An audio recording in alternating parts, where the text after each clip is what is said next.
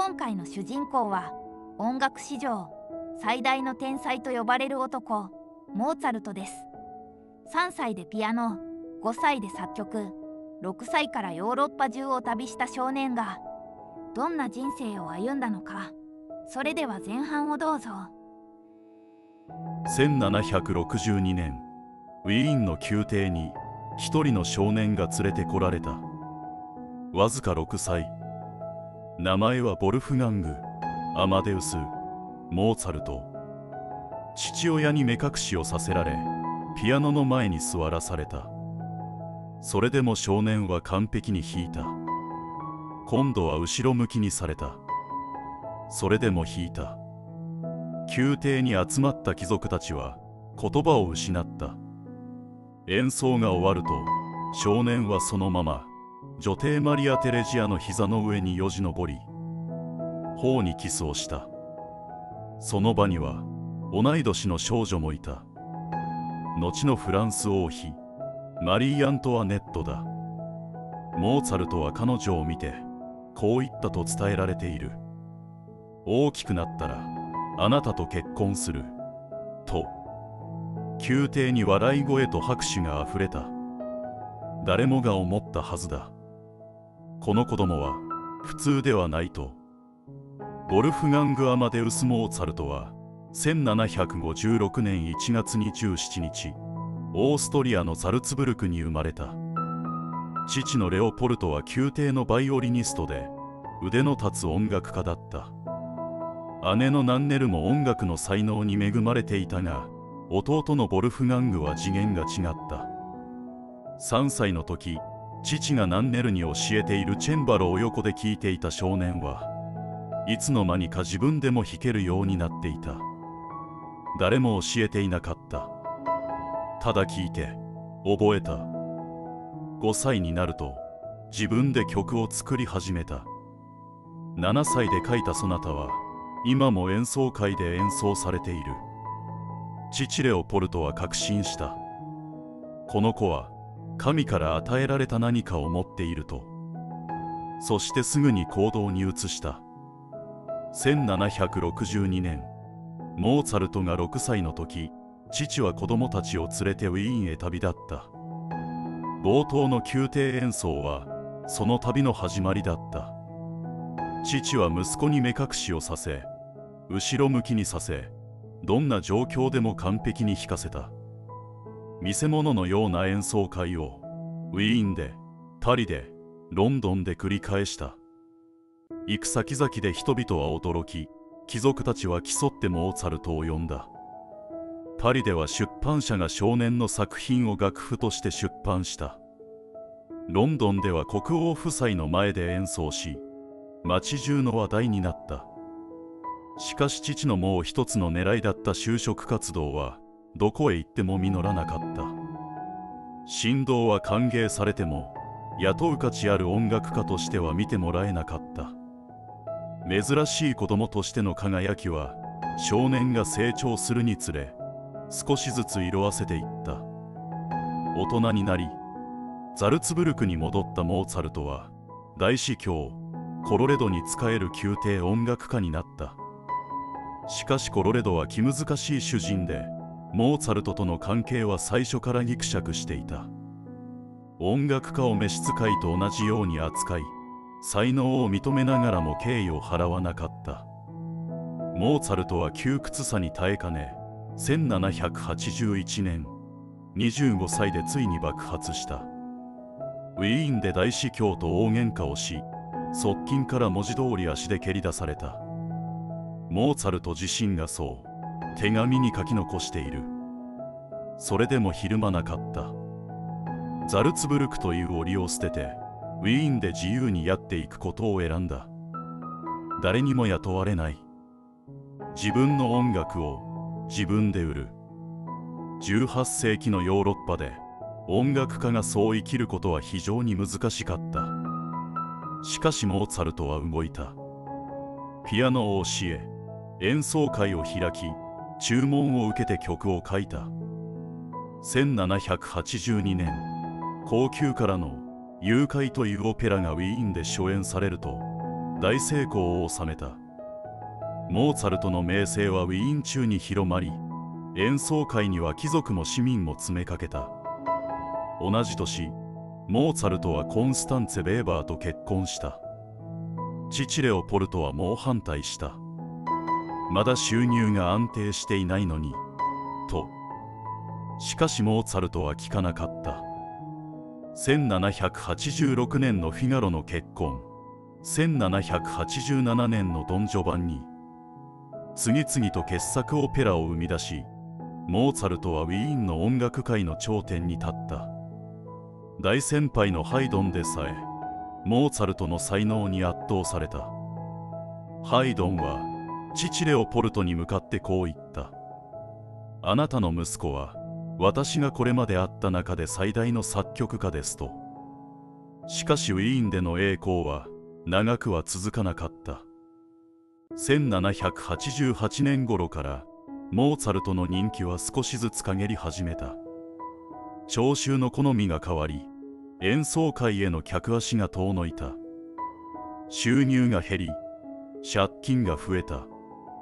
モーツァルトはフリーメイソンの仲間プフベルクという男に繰り返し手紙を送った。お金を貸してほしい、いくらでも構わないと。そんな手紙が何通も残っている。かつて女帝の膝に乗り王妃に求婚した少年が友人への借金で食いつないでいた。それでもモーツァルトは書き続けた。苦しい生活の中でも交響曲第39番、40番、41番をわずか6週間で書き上げた。後に三大交響曲と呼ばれる傑作だった。しかもその多くは生前ほとんど正当に評価されなかったと考えられている。音楽が湧き出ることだけはどんな状況でも止まらなかった。1791年、35歳になったモーツァルトに奇妙な出来事が起きた。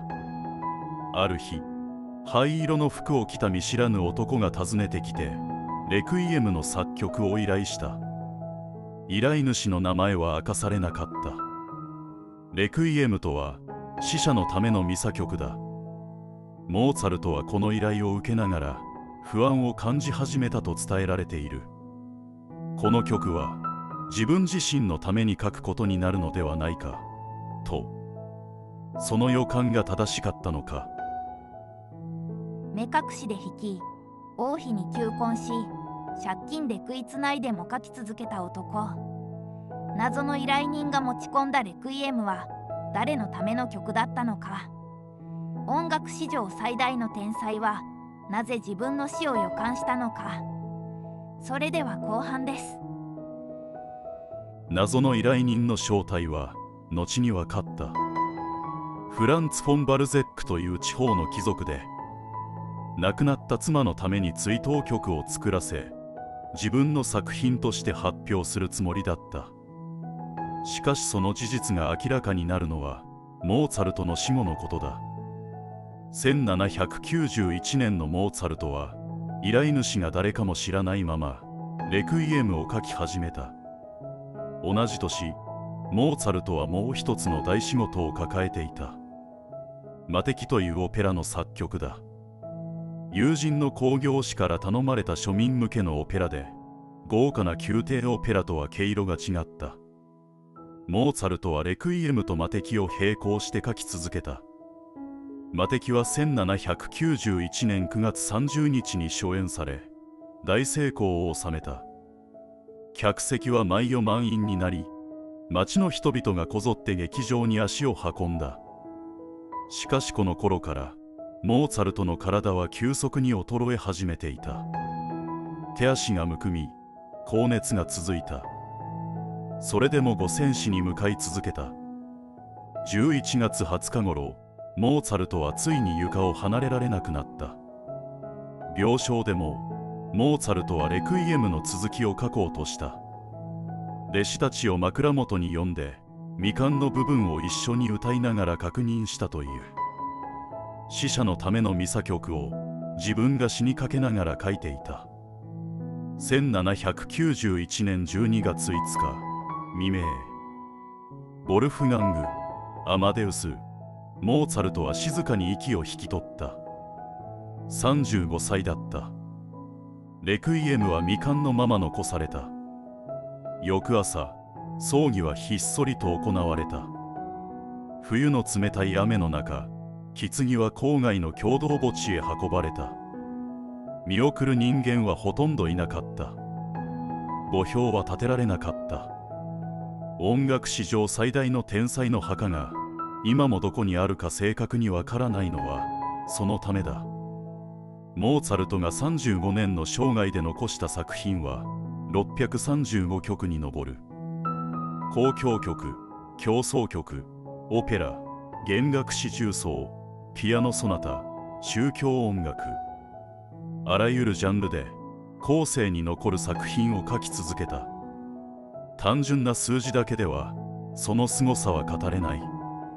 幼い頃から死の直前までほとんど途切れることなく音楽を書き続けた。しかしモーツァルト自身は作曲することについてこう語っている。音楽は頭の中にすでに完成した形で聞こえてくる。あとはそれを紙に書き写すだけだと。父レオポルトは息子より先に死んだ。モーツァルトが31歳の時のことだ。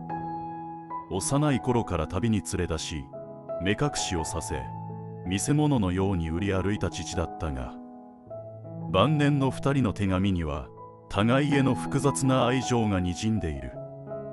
モーツァルトは父の死を悼みながらこう書いている。死は我々の真の目的地であり、私はもはやこの親友を恐れないと。この言葉が本心だったのかどうか誰にもわからない。ただモーツァルトはその言葉の通り死の直前まで音楽を書き続けた。未完のレクイエムは弟子のジュースマイヤーによって保筆完成された。今もコンサートホールでそのレクイエムが演奏されるたびに、どこまでがモーツァルトでどこからが弟子なのかという議論が続いている。ウィーンの共同墓地のどこかに眠っているはずの男が書いた音楽が200年以上経った今も世界中で鳴り続けている。目隠しをされても引き、女帝の膝に乗り、友人に借金を頼み、死の床でもご戦死に向かったこの男が最後まで紙に書き写そうとしていた音楽は一体何だったのだろう。モーツァルト35年の生涯でした。未完のレクイエムを残し、墓の場所すらわからなくなった天才の話。それでも彼の音楽は200年以上を超えて今も世界中で鳴り続けています。私はマリー・アントワネットと会っていたのは知りませんでした。それでは次回の主役でお会いしましょう。